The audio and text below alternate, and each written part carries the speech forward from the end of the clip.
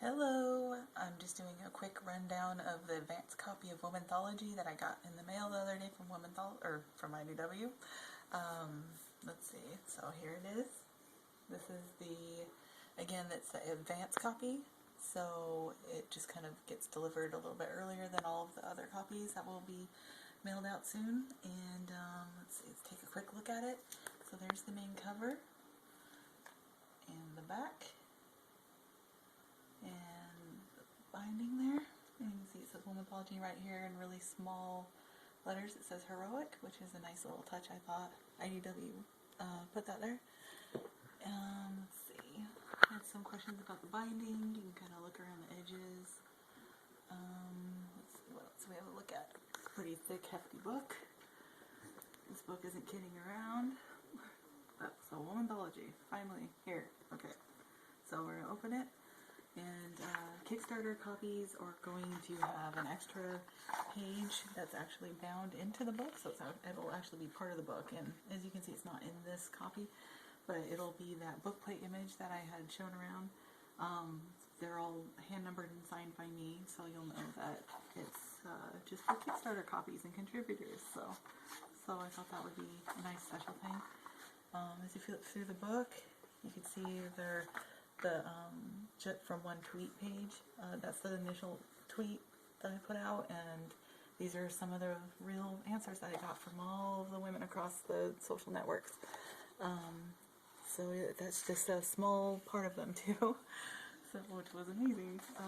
So I'll just do a quick run through. Here's all the sections, forward, pictures, and me and Laura just kind of talking about our role in the process, some general information about the book. There's an ongoing comic called RPG that's going all throughout the entire book, so that kind of binds it all together. And I start with the first editor that signed on to the project, which was Jess Hickman.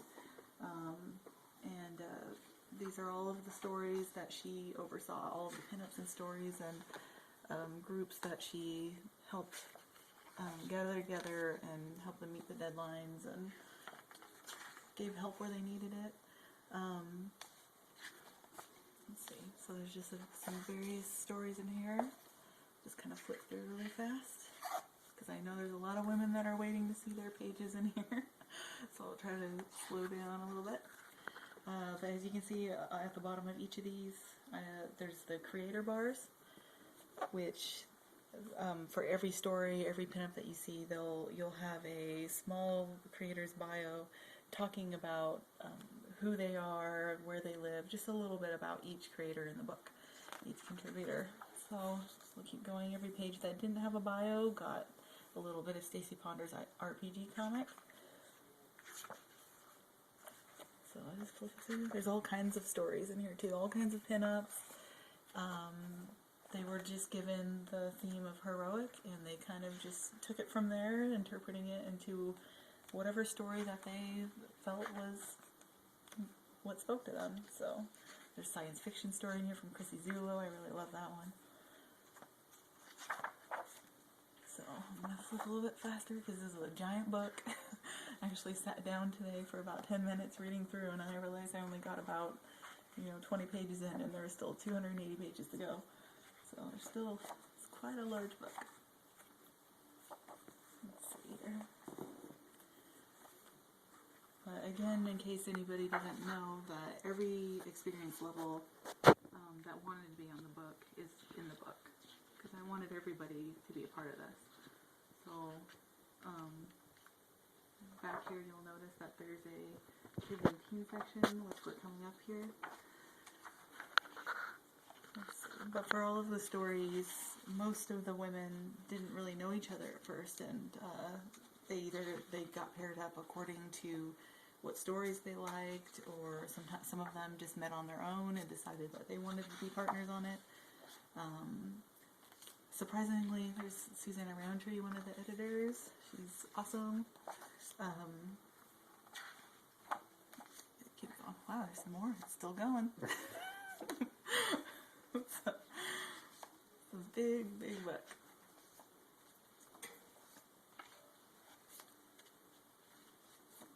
Okay, so now we're getting there. So this is the kids and teens section. It's a section that has girls that are 17 and under. And as you, I think from in here they range from ages 5 to 17. So here we have Grace Minor, who's 5. I believe she's our youngest. She created this character, Paula Pansy, who's awesome. And she made that all herself. I'm going to go through. This is a story by 4 sisters who Gail Simone wrote the story for them. And they created it. And it's really, really cool. And I think they did an amazing job. So there's that section. There's also the creator, the how to create comics. We start with Barbara Kiesel, who did how to write comics. She gave some information on how she wrote her contribution to the book, and then Ming Doyle gave some awesome, awesome information on how to draw in ink. She basically goes from sketchy layouts straight to ink, which is really cool. And working with markers. Tried to put a whole bunch of different things in here. Hands, which I could really use. How to draw hands, those pesky hands. All the women are contributors on the book, and then we have the creator interviews, which a lot of these women are very in the comics industry. And they just kind of talk about how they either broke into comics, how they feel about comics, what their lives are like, just a little bit about them. We have Louise Simonson and Nicole Scott, Robin Firth, just a lot of really amazing ladies. The book is Women of the Past, which are some really iconic women of the past who did some amazing work, and that we all felt should have more of a spotlight on. So here we have Tart Mills. And you can see her comic here, Miss Fury, and Trina Robbins and Colleen Duran put all of these articles together, so you should make sure to read them. They really know their stuff when it comes to these ladies here. So, and at the very end we have our awesome sponsors. The big one-pagers were people that really, really help support Womanthology, and so this is their projects, their work, their art, just whatever it is that they felt. And then there's Global Giving, which is where all the proceeds of the book are going to. So make sure you check them out, even if it's not for Womanthology, because they have a lot of really good charities on there that need help. More projects, smaller ads in the book. A lot of them were supporters for the Kickstarter. You can see like Gabriel Rodriguez. He helped sign the lock and key keys here that were. A lot of those were for Kickstarter rewards. Adam Phillips, he did the animation for the main opening of the Kickstarter. Scylla Jane did the music. B. Clay Moore did an awesome review for a writer. And just, take a minute if you get a chance to look through all these, because all these people really helped in big ways to make the project happen.